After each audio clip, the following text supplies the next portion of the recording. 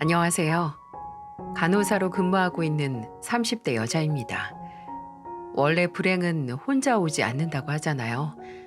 불행은 또 다른 불행을 손잡고 온다고요. 근데 이상하게 저는 불행과 행복이 동시에 손을 잡고 오더라고요. 분명 좋은 일이 생기긴 하는데 동시에 반대편에서는 저를 가만히 두지 않는 거죠. 이게 행복인지 불행인지 모를 기이한 상태에서 과감하게 나를 불행하게 하던 걸 떨쳐내고 여러분과 공유하기 위해 이렇게 사연을 보내게 됐습니다. 초등학교를 졸업하기 전에 저는 이미 인생에 있어서 큰 이별을 겪었답니다. 아버지께서 제가 초등학교 3학년에 막 올라갈 무렵 뇌졸중으로 쓰러져 돌아가시고 만 거죠. 그때의 전 완벽하게 부모님의 죽음을 이해하지 못했어요. 그냥 이제는 아버지를 만날 수 없고 나중에 다른 곳에서 만날 수 있다는 오빠의 말을 믿을 뿐이었죠.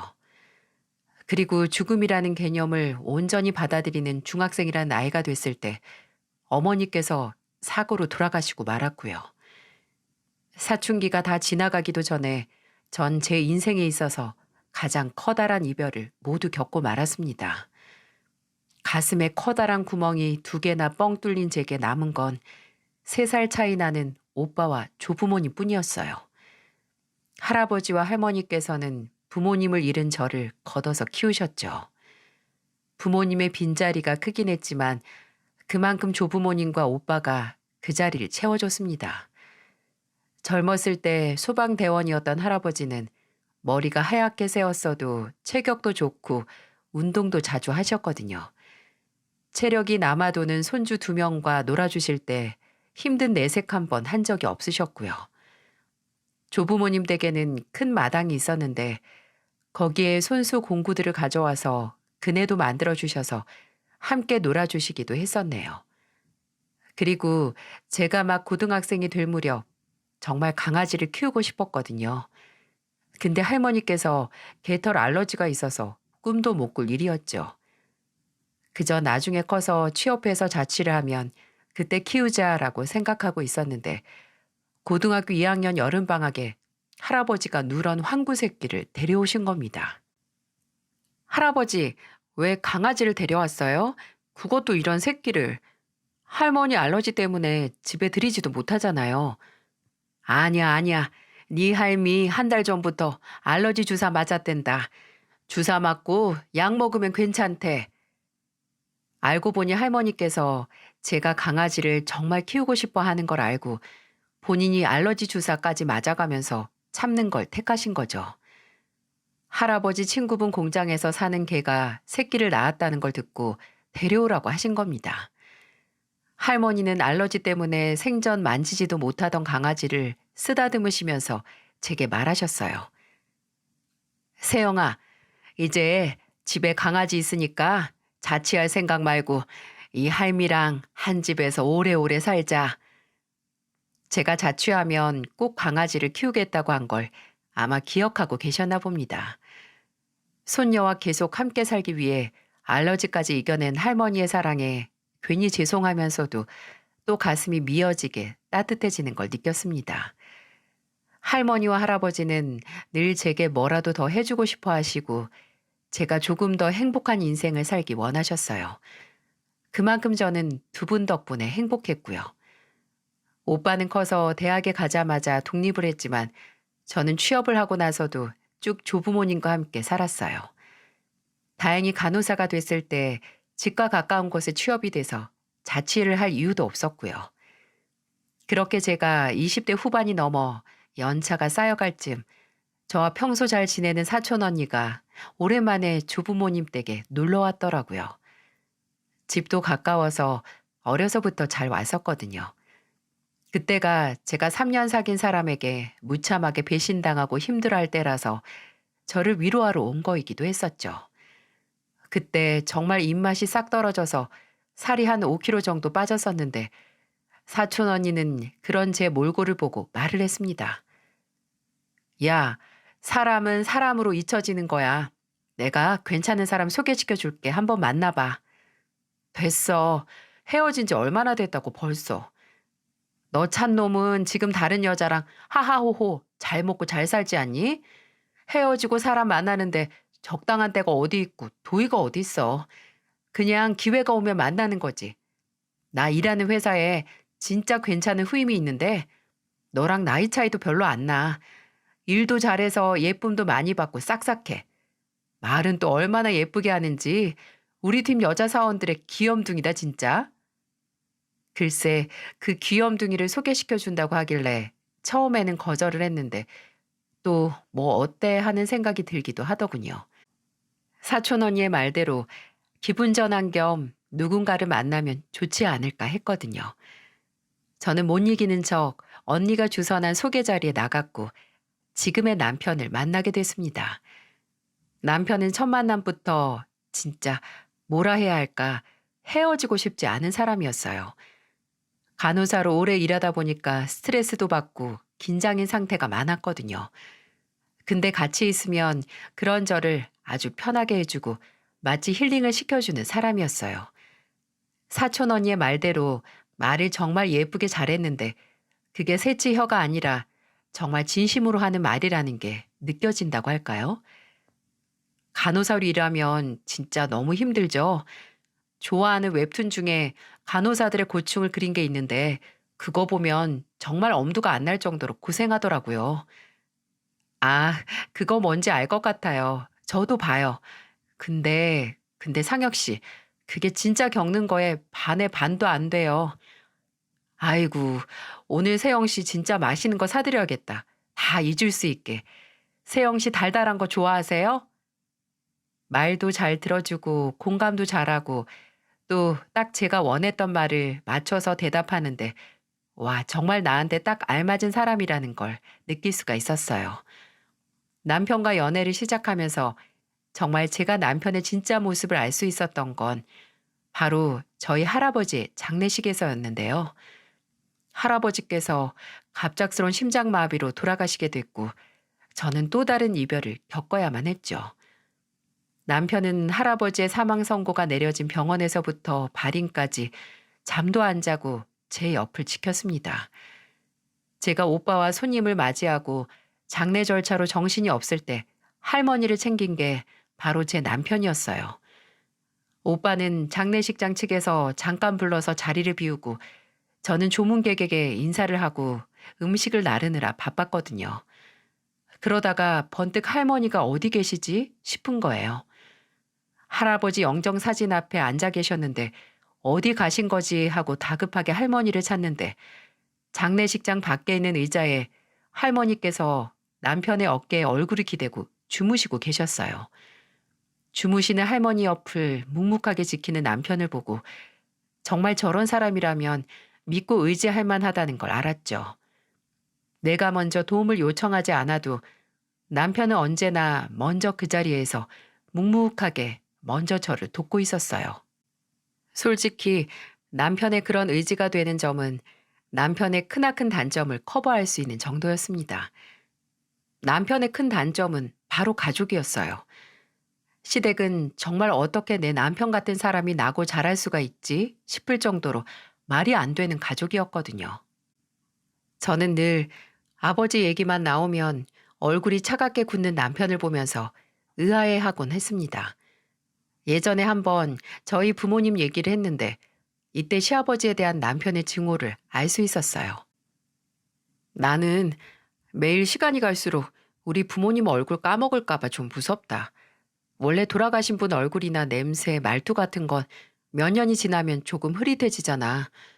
분명 대학교 때까진 우리 아버지 손에서 나는 미약한 담배 냄새 같은 걸 기억했는데 이제 정말 기억이 안 나서 슬퍼. 초등학교 때 돌아가셨다고 했나? 아버님이랑 진짜 사이 좋았나 보다. 손냄새도 다 기억하고. 내가 아버지 손 만지는 걸 진짜 좋아했거든. 상혁 씨는 없어? 부모님 돌아가시면 이것만은 기억하겠다 하는 거. 나는 없었으면 좋겠어. 특히 아버지 돌아가시면 아버지에 대한 모든 기억을 잊고 싶어. 이때까지만 하더라도 와 진짜 사이가 안 좋은가 보다. 시아버지가 남편에게 잘못을 크게 했나 생각했습니다. 대체 뭐 때문에 그러지? 궁금했어도 까놓고 물어보기 어렵더라고요. 그렇게 상견례 전에 간단하게 인사드릴 겸 시댁에 갔는데, 아, 왜 남편이 가족 이야기만 나오면 말을 안 하고 또 결혼해도 시댁과 교류를 할 일 없다고 날 안심시켰을까 납득이 되더군요. 좁고 낡은 빌라는 딱히 놀랍지 않았어요. 남편에게서 시댁 경제 상황 같은 건 미리 들었거든요. 남편이 능력이 없는 사람도 아니고 남편의 배경을 보고 시작한 게 아니니 크게 신경을 안 썼죠. 저를 놀라게 한 건 바로 시댁 식구들 그 자체였습니다. 일단 시아버지께서는 제가 오든 말든 신경을 쓰지도 않고 컴퓨터로 고스톱을 치고 계셨어요. 아버지, 새형이 왔잖아요. 그거 좀 끄고 나오셔서 며느리 될 사람 얼굴은 보셔야죠. 아, 잠깐 있어봐. 나 지금 이거 못 끝내. 기다려봐 좀. 아들이 나와보라고 해도 한 판만 끝낸다고 으름장을 놓고 정말 한 15분 뒤에 나오시더라고요. 난닝구와 반바지 차림으로 말이죠. 그리고 거실에서 자리에 앉자마자 제게 이런 말을 하셨습니다. 아이고, 우리 며느리 외모가 수준급이네. 낭창낭창한 게 학창 시절에 남학생들 열어 돌렸겠어. 지금까지 남자친구는 얼마나 만났나? 어? 간호사면 여기저기서 며느리 삼겠다고 줄을 설 텐데 외모가 어쩌니 저쩌니 저게 칭찬인가 싶을 정도로 불쾌한 말들이었어요. 남편이 시아버지에게 그만하라고 경고를 했고 더 놀라운 건 시누이와 시어머니 둘 다 이런 시아버지의 행동을 마치 매일 있는 일인 것처럼 아무렇지 않아 했다는 겁니다. 오히려 신우는 갑자기 제게 눈 성형한 거냐고 코 필러 넣은 거냐고 묻기까지 했고요. 반질반질한 외모에 예쁘장한 시누이는 솔직히 누가 봐도 성형을 한 얼굴이었어요. 그냥 외모에 신경을 많이 쓰나 보다 관심이 많네 하고 생각을 했죠. 정말 불편함의 최대치를 찍게 된 건 식사를 마치고 후식으로 과일까지 다 먹을 때쯤 조용히 계시던 시어머니가 갑자기 신세 한탄을 시작하셨기 때문이었어요. 내가 뭣도 모를 때 저 양반 만나가지고 죽어라 고생만 하고 애 둘 낳아서 몸도 다 망가지고 진짜 평생 고생만 했다. 아니지 지금도 고생하지. 죽어라 남의 건물 쓸고 닦고 하니까. 부모 복도 없어 남편 복도 없어.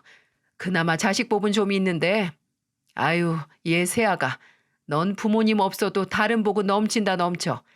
들어보니까 할아버지 재산 꽤나 있는 것 같더만 진짜 행복한 줄 알아라. 어머니 이제 갈게요. 더 이상은 여기 못 있겠네요. 남편에게서 할머니가 할아버지 보험금을 나눠서 신혼집 구할 때 보태라고 2억을 지원해 주신 걸 아마 들으셨나 봅니다.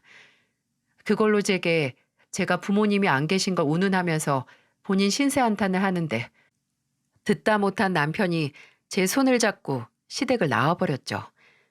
남편 귀는 새빨갛게 달아올라 있고 저한테 너무 부끄러워하는데 지금까지 저런 가족들 틈에서 혼자 외롭고 힘들었겠구나 싶어서 안쓰러웠어요. 남편은 어차피 지금도 연락은 잘 안 한다. 결혼해도 달라질 일 없으니 걱정 말라고. 정말 저 인간들 안 보고 살고 싶은 건 나라고 하면서 저를 안심시켜 주었어요.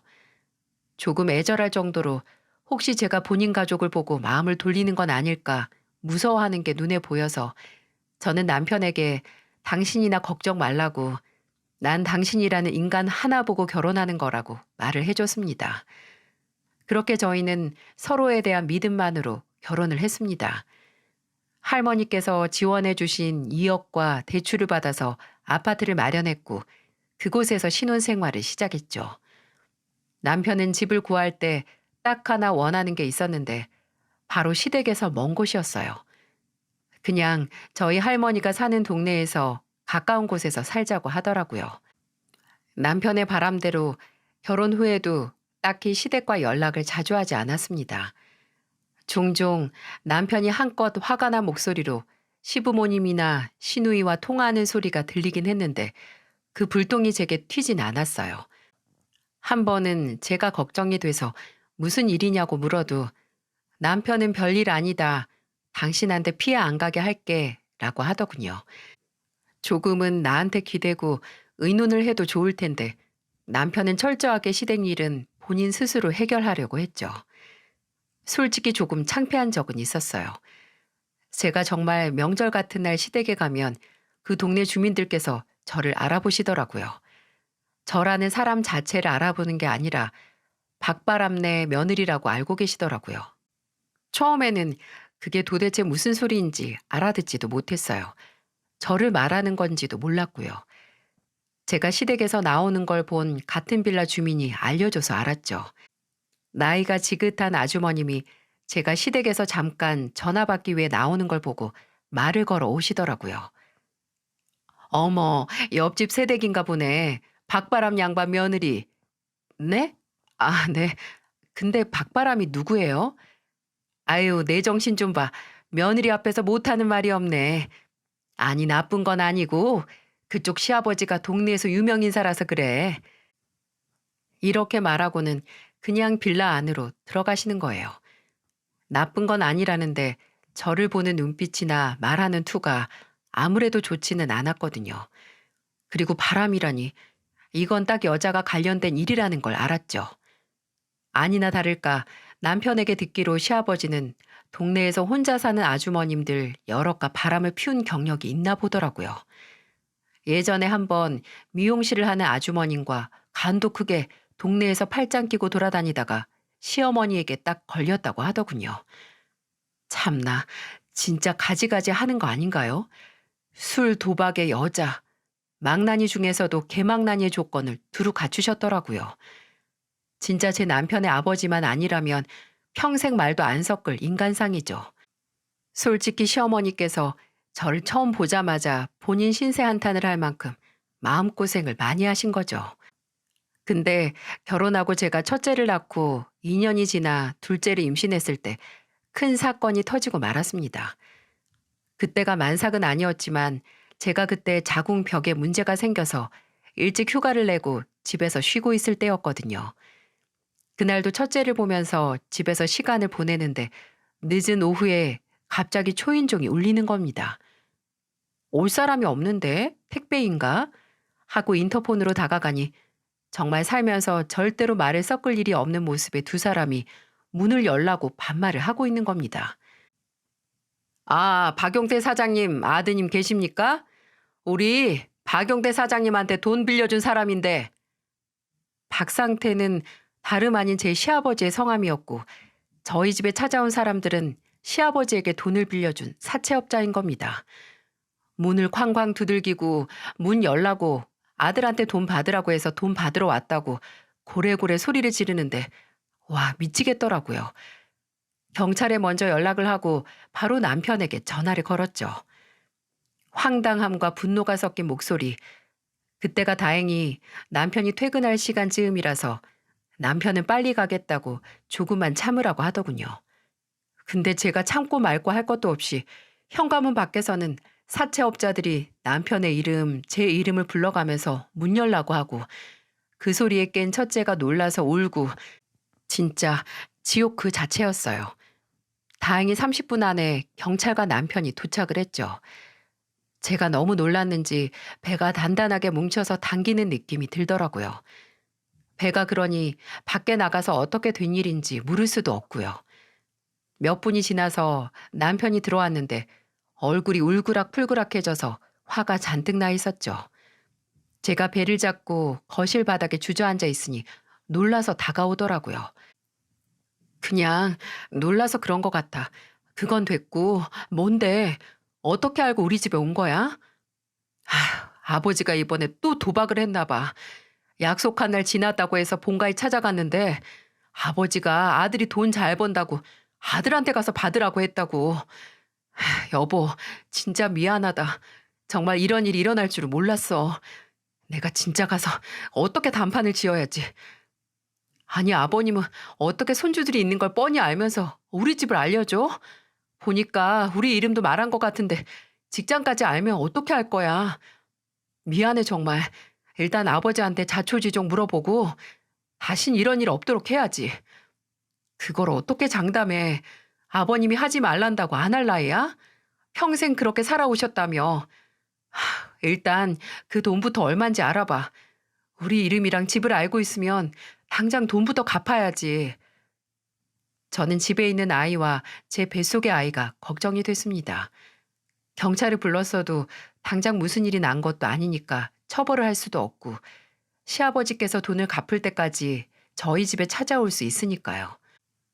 남편은 본가로 가서 시아버지에게 화를 낼 겨를도 없이 원금이랑 이자가 대체 얼마냐고 물었고 500만 원 정도를 빌려드려 빚을 갚을 수 있었어요.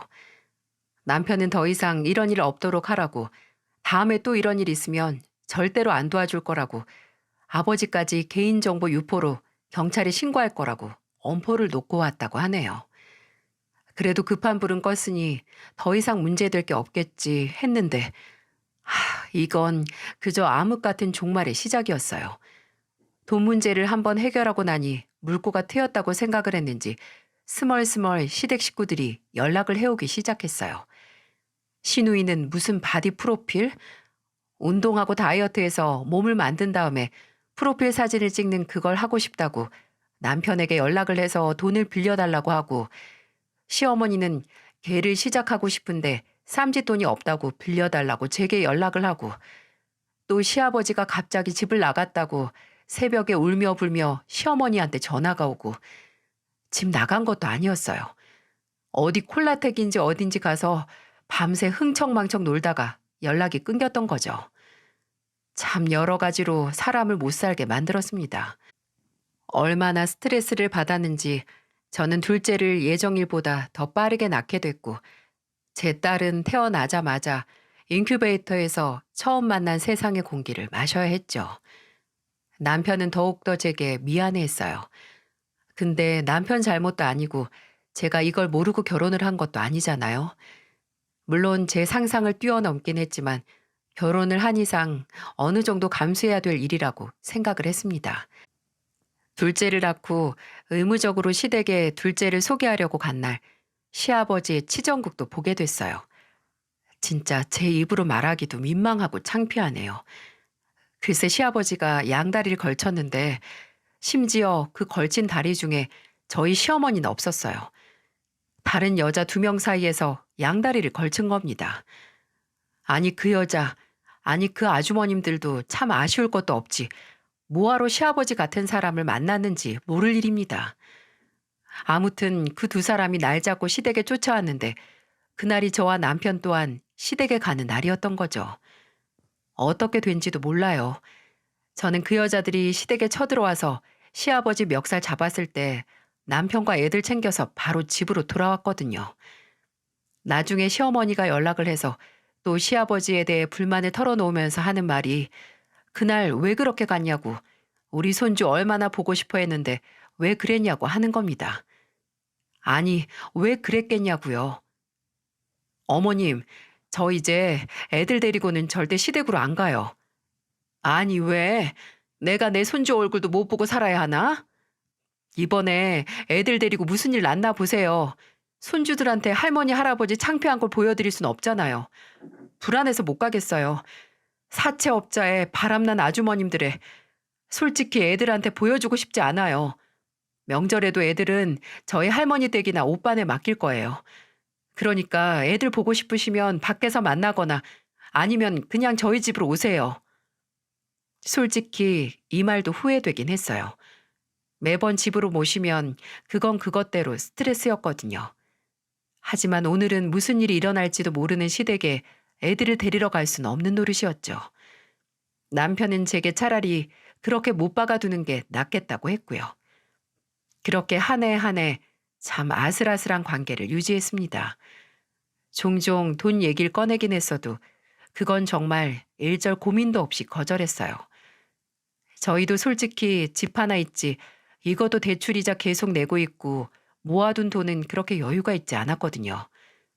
근데 그 후로 7년 정도 지났을 때 저희 부부에게도 숨통이 트일 만한 일이 생기고야 말았습니다. 결혼하면서 산 아파트가 몇 년 만에 3억은 훌쩍 뛴 거죠. 가까운 곳에 쇼핑몰이 생겼는데 아무래도 그 영향을 받은 것 같더라고요. 애 둘을 키우면서 저랑 남편의 월급으로 그저 아끼면서 애들한테만 쓰면서 살아야겠다고 생각했는데 참 이런 일도 생기더군요. 참을 인 3번이면 살인도 면한다는데 참고 또 참다 보니 살인을 피하는 게 아니라 부동산이 오르는 마법이 일어나네요. 저와 남편은 크게 기뻐하면서도 동시에 둘 다 시댁에는 절대로 알리지 말자고 했습니다. 돈 냄새를 맡으면 분명히 시댁에서 더 심하게 저희를 괴롭힐 테니까요. 근데 아무리 말을 안 한다고 해도 돈 냄새는 저절로 천리를 향해 뻗어가나 봅니다. 집값이 올라서 행복을 느낀과 동시에 구질구질한 불행도 함께 오고 말았으니까요.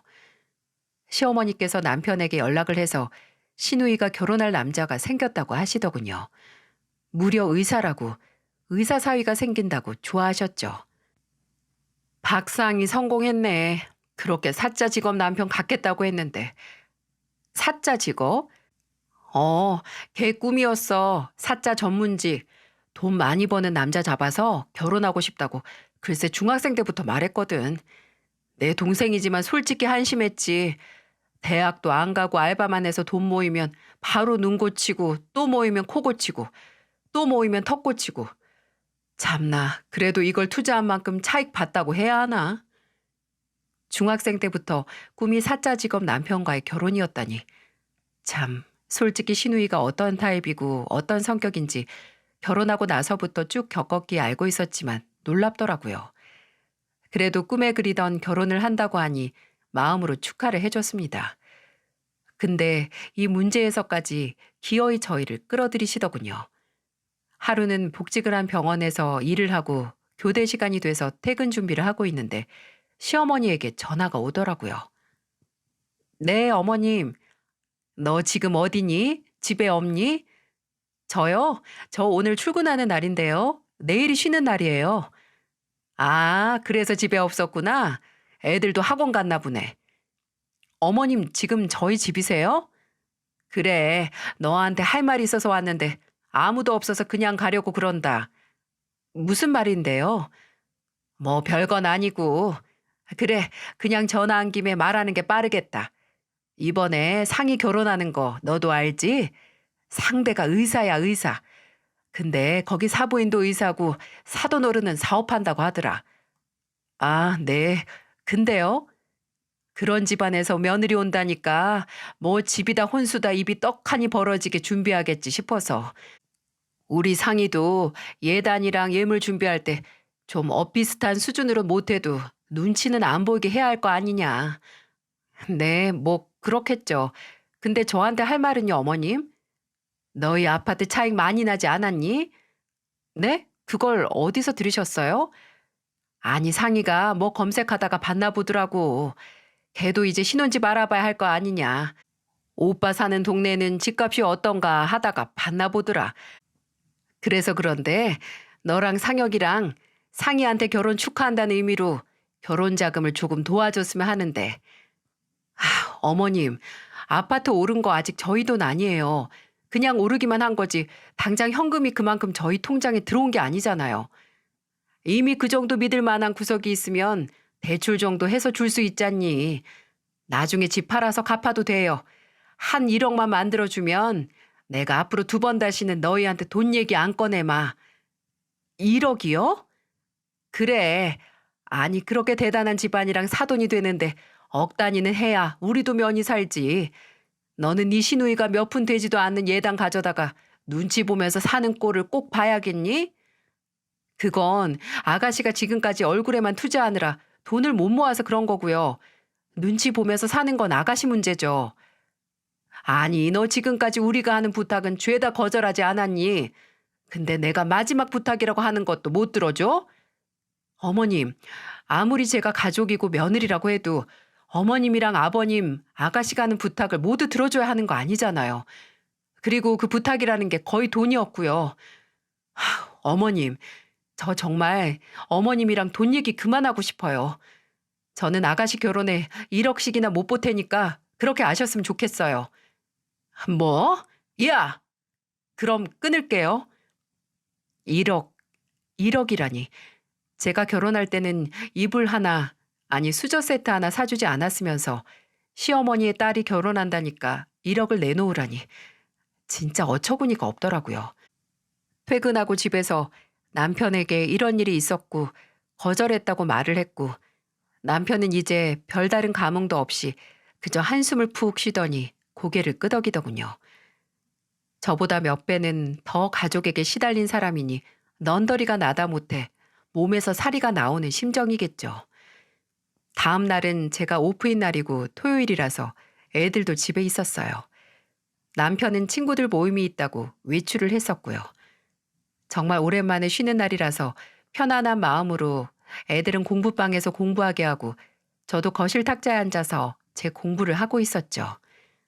그렇게 몇 시간이 지났는지 모르겠지만 점점 책을 들여다보는 눈이 침침해질 때쯤 초인종이 울리더군요.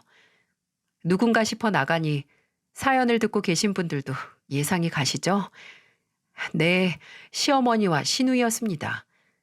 시어머니는 진짜 도깨비 같은 얼굴을 하고 있었고 시누이는 얼굴이 불그스름한 게 어딘지 취해 보이기도 했어요. 이미 한번 현관 앞에서 난리가 났던 집이기에 같은 아파트 사람들에게 다른 소문을 내게 하기 싫어서 바로 현관을 열었습니다. 어머님, 무슨 일, 너 들어가 봐라. 어머님.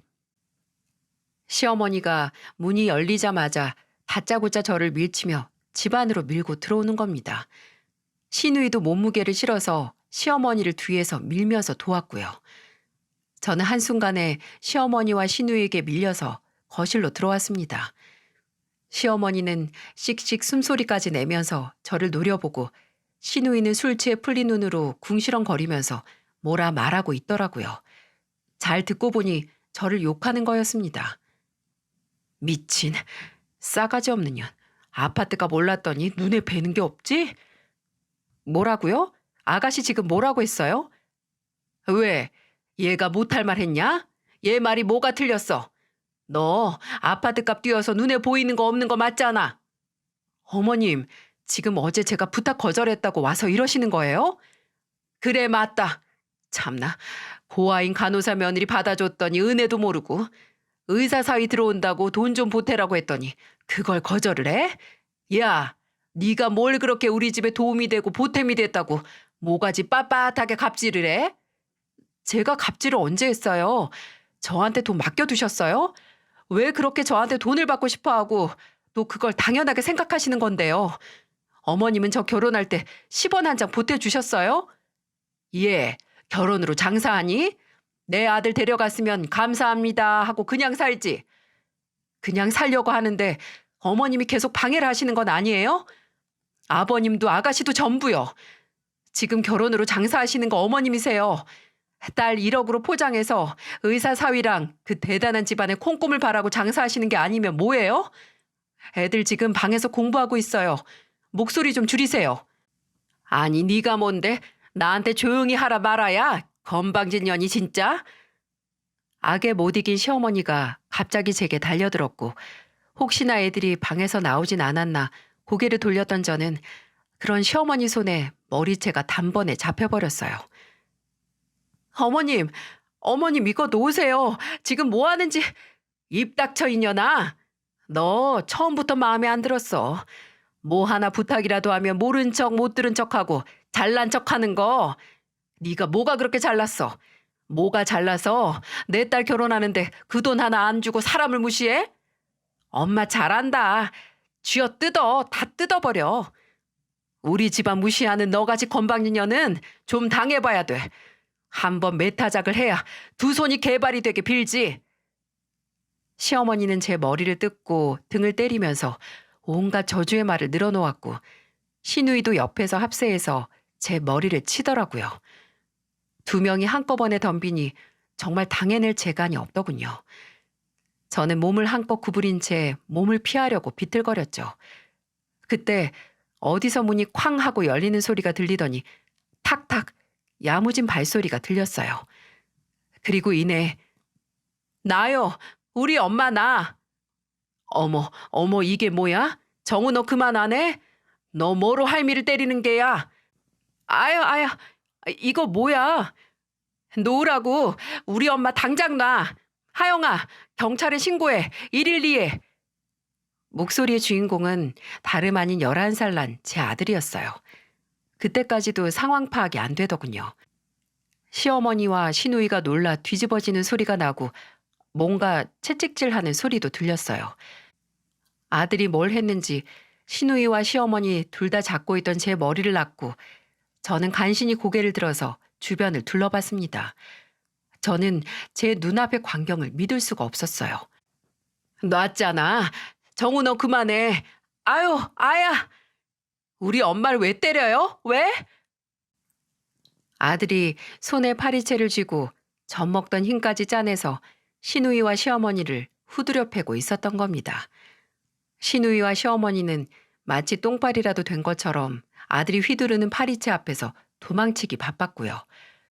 그리고 문 앞에 서 있는 9살 난 딸은 경찰에 신고를 하고 있었습니다. 저는 간신히 정신을 차려서 파리를 가장한 빈대들을 잡고 있는 아들을 말렸고 한 15분 정도 지났을 때 경찰이 왔습니다. 저는 친하게 지내는 앞집 아주머니에게 애들을 맡기고 시누이 시어머니와 함께 경찰서에 갔죠. 태어나서 처음으로 경찰서에 들어갔습니다. 지구대는 가봤어도 경찰서는 30여 년 평생 처음이었어요. 가서 조서까지 작성했고요. 이 두 사람이 집안으로 무단 침입을 해서 선생님을 폭행한 거 맞나요? 네, 맞아요. 맞긴 뭐가 맞아? 무단 침입은 무슨 무단 침입이야? 저는 문만 열었지 들어오라는 소리 하나 안 했어요. 어머니께서 밀고 들어오셨잖아요. 저는 그 자리에서 시누이와 시어머니를 무단 침입과 폭행으로 고소했어요. 제 입가는 언제 터졌는지 피딱지가 있고 머리도 산발해 목에는 시누이가 낸 건지 손톱 자국도 나 있었어요. 경찰이 사진을 찍고 시어머니와 시누이에게 진술도 받고 그 과정에서 남편에게 연락을 했네요. 애들이 집에서 먼저 전화를 했는지 알고 있더라고요. 경찰서로 가는 중이라고 하더군요. 조사가 다 끝나고 연락 주겠다는 경찰의 말을 듣고 저는 경찰서를 나왔어요. 시누이와 시어머니도 따라 나오셨고요. 경찰서를 나오자마자 제 뒤통수에 대고 가족을 고소하냐, 얼마나 잘 살지 두고 보자, 가만 안 둔다. 모녀가 아주 하모니로 제게 욕을 하더군요. 너희는 그러거나 말거나 떠들어라. 그냥 소음일 뿐이다 라고 치부하면서 걸어 나오는데 경찰서 앞 주차장에 남편이 막 주차를 끝내고 차에서 나오고 있었죠. 남편은 저를 보자마자 헐레벌떡 뛰어왔고 정말 말이 아닌 제 얼굴을 보자마자 뒤에 있던 시누이에게 다가갔습니다. 오빠, 전현이 지금 우리한테 뭐 했는지 알아? 나랑 글쎄 엄마를 짝! 시누이가 말을 끝내기도 전에 남편은 시누이의 뺨을 날렸습니다. 저도 놀라고 시누이도 놀라서 돌아간 얼굴을 제대로 가두지도 못하고 시어머니는 빽 소리를 지르면서 남편에게 뭐 하는 거냐고 소리치셨습니다. 뭘 잘했다고 년년거리고 있어. 남의 집에 쳐들어와서 사람 때린 걸로 모자라서 경찰서까지 오게 해? 그것도 고작 돈 안 빌려줬다고? 네가 사람이야? 너 내년이면 35이야. 네 마음대로 하면서 돈 한 푼 모아둔 거 없는 주제 구걸하는 입장이면 부끄러운 줄 알든가. 뭐가 그렇게 당당해서 네 오빠 아내까지 건드려? 네가 뭔데? 너 뭐 하는 짓이냐? 지금 네 마누라 편든다고 친동생한테 손을 올려? 어머니 아버지가 평생 안 하던 인성 교육하는 거예요. 이게 따지고 보면 두 분이서 하는 짓 그대로 보고 자란 거니까 어머니 아버지 탓이에요. 뭐야? 상혁이 너 내가 뭘 그렇게 잘못했냐? 어? 지금 너희 아파트 오른 거 다 네 돈 들어간 거 아니야? 그럼 네 엄마, 네 동생 위해서 조금이라도 쓸 수 있는 거지. 뭐가 무섭다고 네 마누라 눈치를 보고 있어. 이게 지금 눈치 보고 자시고의 문제예요? 그래, 말 잘하셨네. 아파트요? 그 아파트 처음에 어떻게 샀는데? 저 사람 소중하게 키워준 할머니께서 주신 돈 보태서 산 아파트예요. 그 아파트에 어머니 아들 지분은 하나 없고 다 저 사람 지분이라고요. 근데 어떻게 어머니가 그걸 탐내요? 우리 결혼할 때 저나 저 사람한테 뭐 해준 게 있다고. 오빠는 나 결혼하는데 조금도 못 해줘? 그렇게 아깝냐고. 그래, 아깝다. 평생 받는 것만 알고 지 외모 꾸미는 데만 눈 시뻘개져서 산 너 같은 애한테 1,000원 한 장도 아까워. 너도 어머니도 또 아버지도 더 이상은 제 인생에 껴들지 마세요. 상혁이 너 지금 우리랑 연을 끊겠다 그거야? 네, 맞아요. 왜 지금까지 질질 끌어왔는지 도통 모르겠네요. 제가 바보 등신이었어요. 앞으로 2번 다시 연락도 집으로 찾아오지도 마세요. 정말 어머니 아들 죽는 꼴 보고 싶으면 해보시던가요. 그날 남편의 눈은 어딘지 제가 봐도 조금 무서웠어요. 진심을 다해서 경고를 하는데 정말 사람 한 명 잡겠다 싶었죠. 저는 그런 남편의 팔을 잡고 끌었습니다. 이 정도면 됐으니 이만 가자고 피곤하다고 했죠. 저와 남편은 경찰서 앞에서 망연자실해서 가만히 서 있는 시누이와 시어머니를 그 자리에 두고 차에 탔습니다. 남편은 집으로 운전하는 내내 아무 말이 없었어요. 저도 말없이 그저 목에 난 상처에서 따끔거리는 통증을 느끼면서 가만히 있었고요. 아파트 단지에 들어서서 주차장에 주차를 하자마자 남편은 시동을 끄고 아이처럼 울었습니다. 핸들에 고개를 파묻고 어깨를 들썩이면서 울더군요. 그때 남편이 느낀 감정은 제가 어떻게 가늠할 수 없는 정도로 서럽고 외롭고 수치스럽고 또 허무했을 것 같아요. 그래도 가족이라고 버리지 못했던 사람들을 드디어 손에서 놨다는 해방감도 있었을 거고요. 저는 가만히 남편의 등을 토닥거렸습니다. 나중에 집에 들어와서 오늘 있었던 일로 놀랐을 애들을 재우고 나서 남편이 거실에 저를 앉히고 상처에 약을 발라주려고 하더라고요. 남편은 제 목이랑 입가에 난 상처를 보고 한 번 더 울음을 터뜨렸죠. 미안하다고 울먹이면서 약을 살살 발라주는데 저는 괜찮다고, 그리고 남편에게 잘했다고 했어요. 잘 놨다, 잘 견뎠다. 앞으로 우리 가족만 바라보고 잘 살자라고요. 정말 웃긴 후일담이 뭔지 아시나요? 사실 제가 시누이가 결혼한다고 했던 의사가 누군지 아는데요. 개인적으로 아는 건 아니고 제 동기가 있는 병원에 그 의사가 다니더라고요. 큰 종합병원이었는데 제가 이름을 대니 단박에 알더군요. 저랑 연락을 하기 일주일 전쯤에 그 의사의 약혼녀라는 여자가 와서 한바탕 난리를 부렸다고요. 한동안 병원에서 난리였어.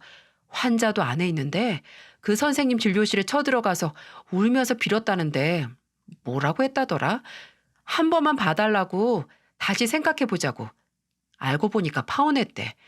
선생님 쪽에서 그 여자한테 통보한 거라고 하던데 몇 번을 그렇게 들이닥쳐서 그 의사 선생님이 경비 불러서 내보내고 다시는 오지 말라고 소리까지 지르더라. 난 그 선생님 진짜 조용한 사람인 줄 알았거든. 그렇게 소리를 고래고래 지르는 것도 처음 봤어. 파혼은 왜 했대? 그것까지 모르겠어. 근데 선생님이 그 여자 상대로 접근 금지 명령 신청한다는 소문도 있어. 대체 무슨 이유로 파혼을 당했을까? 아니, 신우의 원래 속내를 아는 저는 놀랍지 않지만 그렇게 원하던 의사 앞에서는 감쪽같이 숨기고 있었겠죠. 본성은 지울 수가 없다고 어쩌다 튀어나와 버렸나 했습니다. 근데 그 의문이 풀렸어요. 한 달 정도 지나서 시어머니께서 제게 연락을 해오셨거든요. 솔직히 많이 참았죠. 남편이 했던 경고를 그래도 조금 무섭게 생각했나 보더라고요. 절대 연락하지 말라는 말은 아예 잊은 건지 제게 전화를 해서 꺼이꺼이 울면서 말하셨어요. 예세영아, 고소 좀 취하해 주렴. 아니, 난 괜찮아도 상희한테 한 고소 좀 취하해 주라. 지금 그것 때문에 파혼당해서 애가 사람 꼴이 아니야. 그래도 고소 취하되면 다시 시작할 수 있을지도 모르니까. 아니요, 시작 못할걸요. 아가씨가 파혼당하고 병원까지 찾아가서 난리 부리는 바람에 그 의사라는 사람도 아가씨 본성 다 알았을 거예요. 그러게, 그렇게 후회할 거면 남의 집에 와서 머리채 잡지 말았어야죠. 그렇게 전화를 끊고 나서 시어머니의 번호를 차단했어요. 시아버지도 시누이 번호도요. 남편은 당장 내일 번호를 바꾸자고 했고 저희는 아예 내년에 이사를 생각하고 있습니다. 그냥 새로운 곳에서 새롭게 시작하고 싶거든요. 시댁 식구들이 아무도 모르는 곳에서요. 남편은 한동안 불면증에 시달리긴 했어요. 아무래도 그간 저보다 더 스트레스를 많이 받았나 봅니다. 분명히 후련하다고 했지만 아마 수십 년간 가지고 산 긴장이 풀어지면서 그 후폭풍이 오는 건 아닌가 싶었어요. 그래도 이제는 잠을 잘 자고 몸도 마음도 추스리고 있어요. 제가 어려서부터 받아온 사랑은 그런 사랑이었거든요. 할아버지 할머니께서 보여주신 본인을 희생하면서 손주인 제가 행복하길 바라는 그런 사랑이죠. 남편은 줄곧 오히려 자식을 희생시키는 부모에게서 고통을 받다가 이제야 탈출을 했으니 앞으로 좋아질 일만 남았겠죠.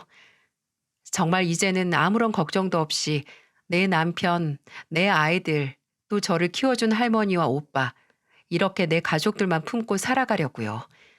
내 상식으로는 전혀 해석되지 않는 사람들을 가족이란 인연으로 이어간다면 분명 제 상식선도 망가질 테니까요. 집값 하나 올랐다고 앞으로의 인생이 행복할 거라고 생각은 하지 않지만 그래도 당시 우리 가족을 힘들게 했던 원인이 사라지니 불행하진 않을 거라 믿습니다. 제 사연을 들어주신 여러분께서도 여러분 자신과 또 내 가족을 힘들게 하는 원인이 꼭 사라지길 진심으로 바랍니다. 모두들 건강하세요.